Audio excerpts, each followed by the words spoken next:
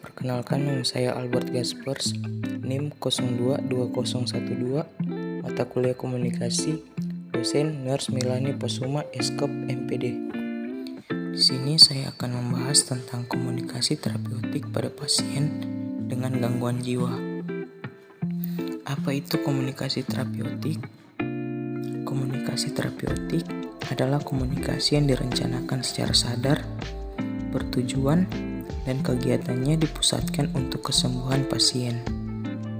Teknik komunikasi terapeutik merupakan cara untuk membina hubungan yang terapeutik, di mana terjadi penyampaian informasi dan pertukaran perasaan dan pikiran dengan maksud untuk mempengaruhi orang lain. Adapun tujuan komunikasi terapeutik, yang pertama, membantu pasien untuk memperjelas dan mengurangi beban perasaan dan pikiran, serta dapat mengambil tindakan untuk mengubah situasi yang ada bila pasien percaya pada hal yang diperlukan. Yang kedua, mengurangi keraguan, membantu dalam hal mengambil tindakan yang efektif dan mempertahankan kekuatan egonya. Yang ketiga, mempengaruhi orang lain, lingkungan fisik dan dirinya sendiri.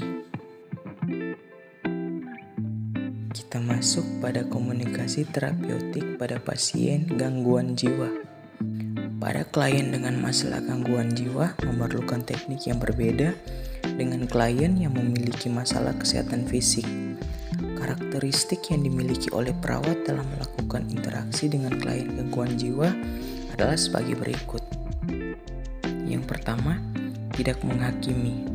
Cara yang dapat dilakukan agar perawat tidak terjebak pada tindakan menghakimi adalah dengan meningkatkan kesadaran diri perawat dan memberikan kesempatan klien mengungkapkan pikiran dan perasaannya.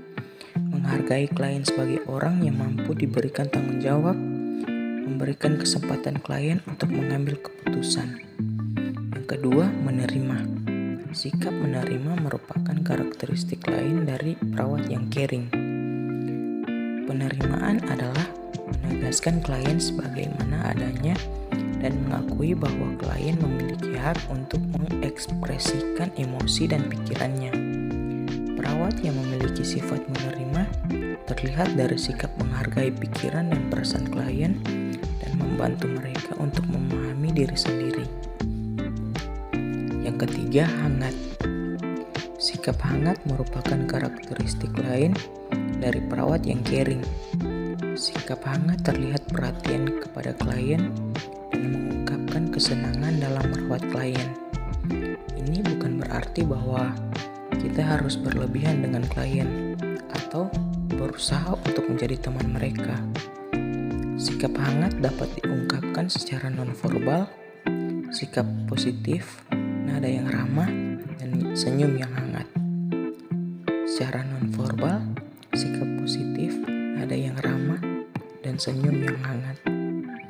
Mencondongkan badan ke depan dan mempertahankan kontak mata, sentuhan fisik, menerima, dan tidak membuat rasa takut klien merupakan contoh sikap yang hangat kepada klien. Yang keempat adalah empati.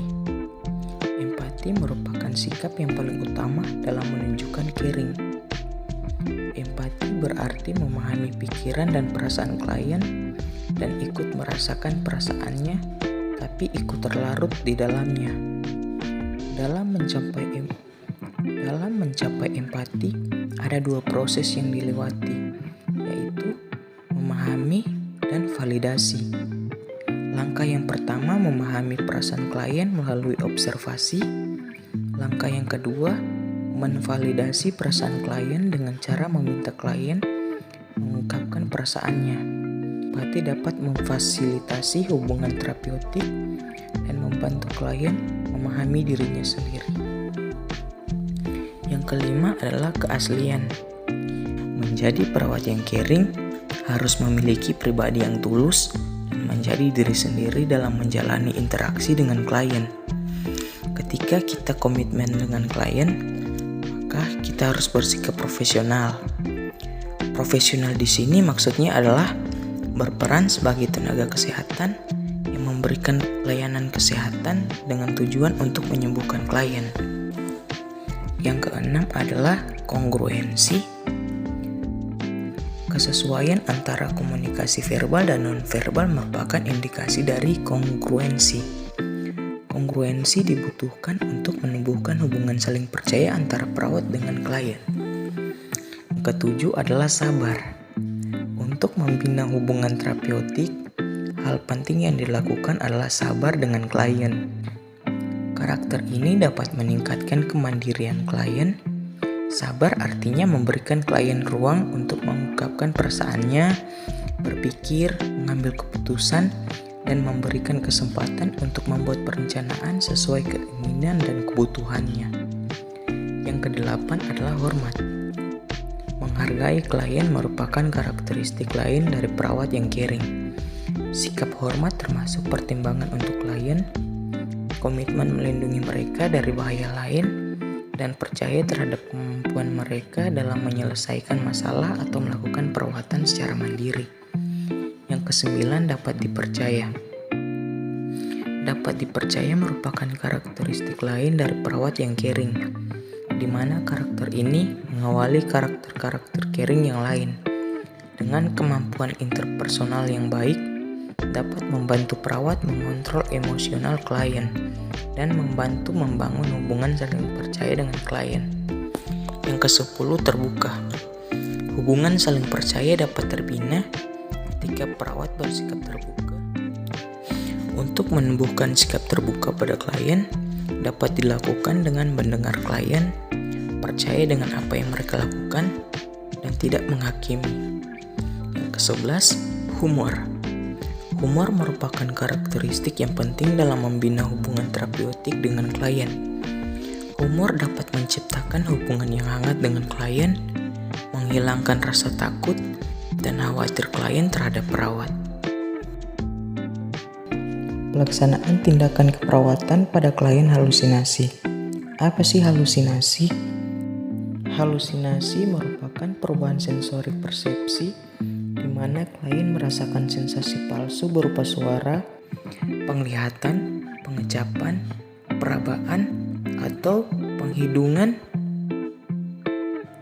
Jenis dan tanda gejala halusinasi yaitu: yang pertama, halusinasi dengar atau suara, misalnya bicara atau tertawa sendiri, marah-marah tanpa sebab, menutup telinga, atau mengarahkan telinga ke arah tertentu. Yang kedua, halusinasi penglihatan, seperti menunjukkan ke arah tertentu, ketakutan pada sesuatu yang tidak jelas, dan melihat bayangan. Yang ketiga, halusinasi pengecapan, contohnya sering meludah, muntah, merasa seperti darah, urin, atau feses. Halusinasi pengecapan, contohnya sering meludah, muntah, merasa seperti darah, urin, atau feses.